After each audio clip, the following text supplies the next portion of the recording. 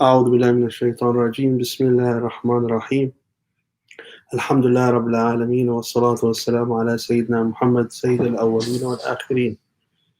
مدد يا سيدي. طريقتنا الصحبة والخير في الجمعية.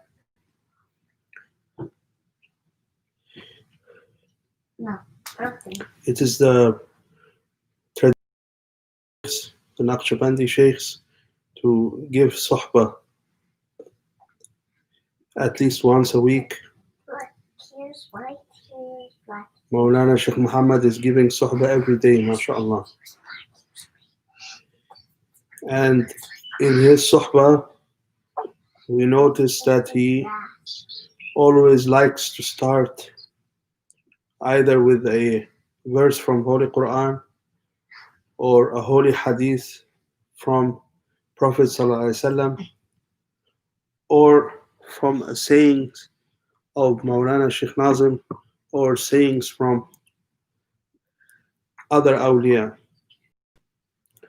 to base his suhbah on a holy saying. So we are trying to follow the same example of our Shaykh, to try and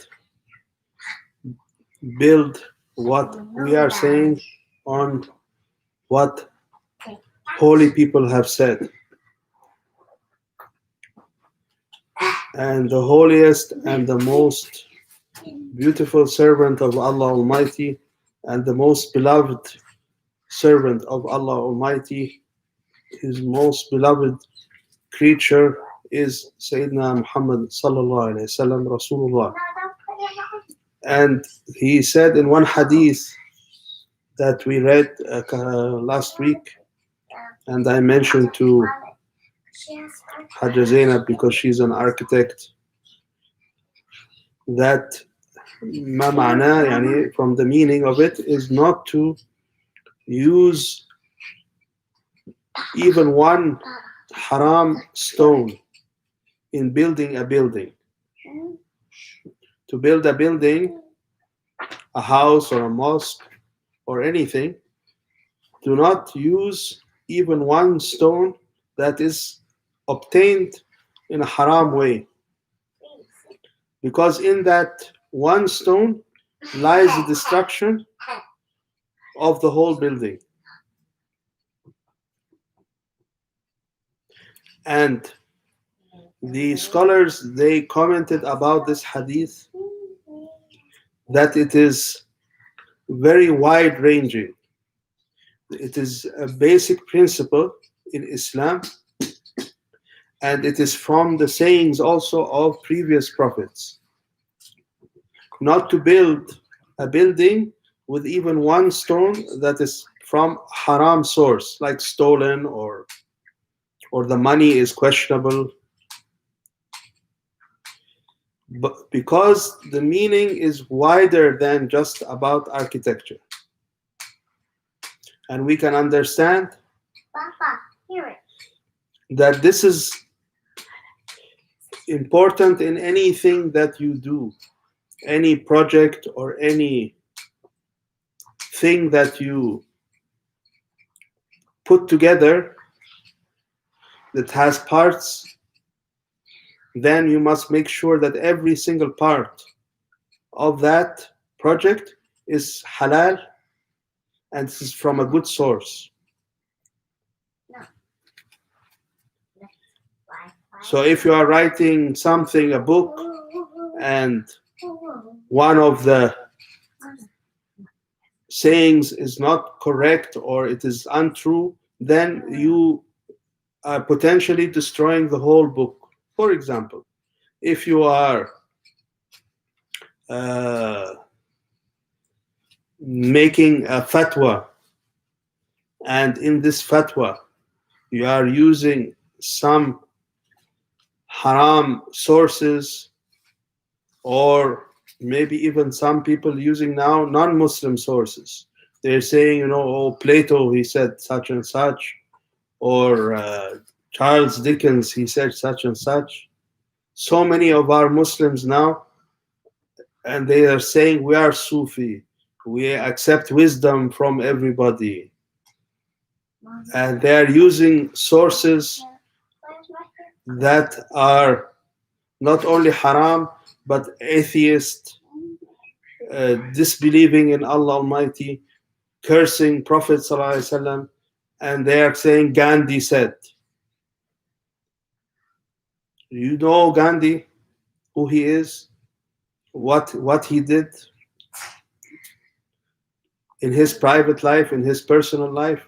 What we know about Gandhi can be said in 5 minutes. How can you summarize a full life in 5 minutes? That means we don't know much about them. So we be careful about the sources that we use, because that one small brick that is defective will destroy everything, will destroy our faith. And there is no more important project, no more important building that you will ever build in your life other than your faith. What you take with you to the grave, that is more important than anything you can do, any job that you can have, anything you can imagine. That you have a project and you say, this is my life project, this is my masterpiece, as they say. But what you take with you, with your grave, your faith, that is much, much more important than that. And to use artificial and haram and atheistic things in that, it is extremely dangerous. Even we connect this to something that Maulana Sheikh Muhammad, he said also recently. He said these ideas, atheistic ideas, they bring no benefit to Muslims. They only bring destruction. And Sheikh Muhammad, as we mentioned, he is doing the opposite. He is building his suhbah on holy words. And the saying of Shah Naqshbandi, tariqatuna suhbah, it means this is the essence of our tariqah. The essence of our tariqah is the suhbah of our sheikh.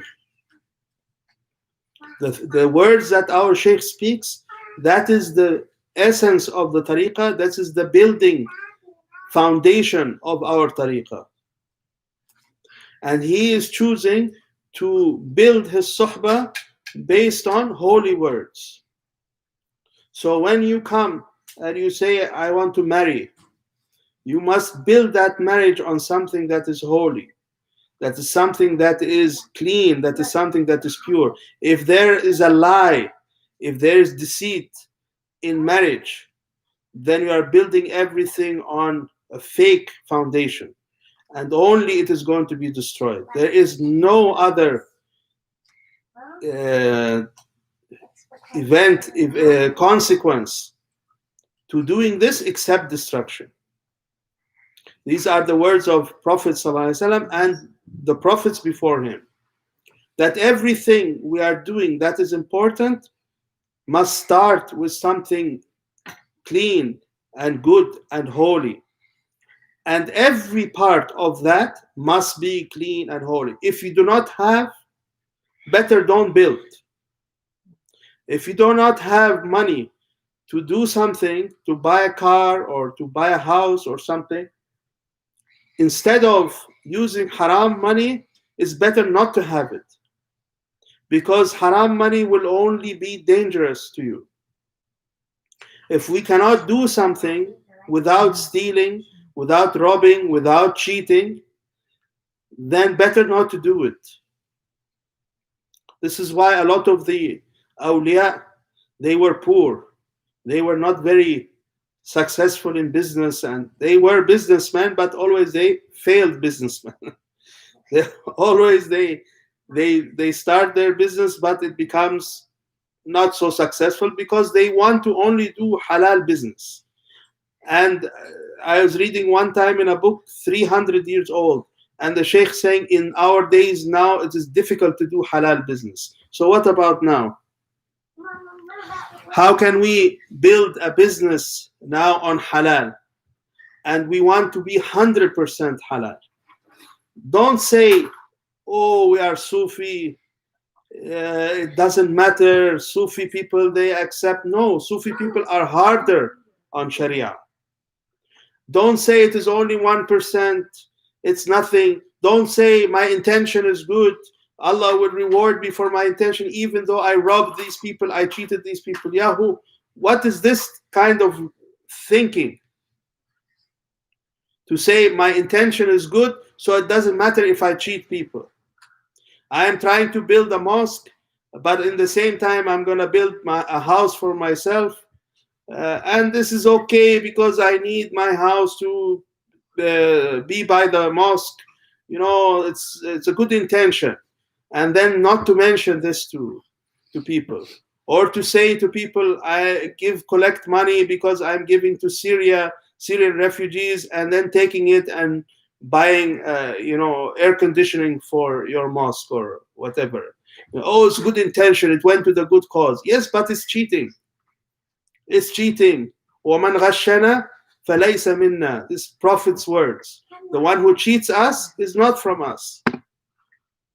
So anything that is built on haram, on cheating, and this, it is bound to be destroyed. We saw so many projects fail because of this reason. When we started this zikr, we were like 2 or 3 people, and sometimes no one would come, just me and my son. We would sit and do zikr. And one day Maulana Sheikh Muhammad, he asked me what you are doing. I said, we are doing zikr every week, but Maulana, not a lot of people coming, maybe 2, 3 people coming. He said, doesn't matter. It doesn't matter the number. It matters to be consistent and to be sincere in what we are doing. This is what is important. If we are sincere, then every brick that we are using is halal. And the numbers, it doesn't matter. But to cheat people, to bring people, to use bots, computer bots, to say, look how many likes I have, look how many subscribers I have. This is not, it's not beneficial for anybody. What is the benefit? Who are you cheating? So we ask Allah Almighty to accept our humble efforts. We are not looking for numbers. We are not looking for anything that Allah Almighty gives us. We are now they told us to do this YouTube channel. We have two viewers on YouTube. Alhamdulillah, inshallah it will be 20, 200, 2,000. Allah Almighty can do. But we promise not to cheat. We promise not to say anything that we are not sure of. What I'm speaking from my experience, my own experience. I'm not talking about jumping up in the air or flying in the air or walking on the water, because I never did this. So I'm not going to talk about things that I don't know or I have not seen myself. We try to be honest with people so that Allah Almighty can bless us.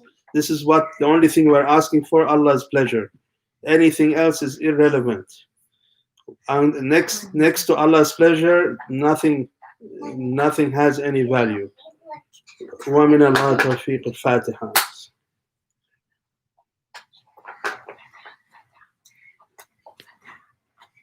Assalamu alaikum. Thank you.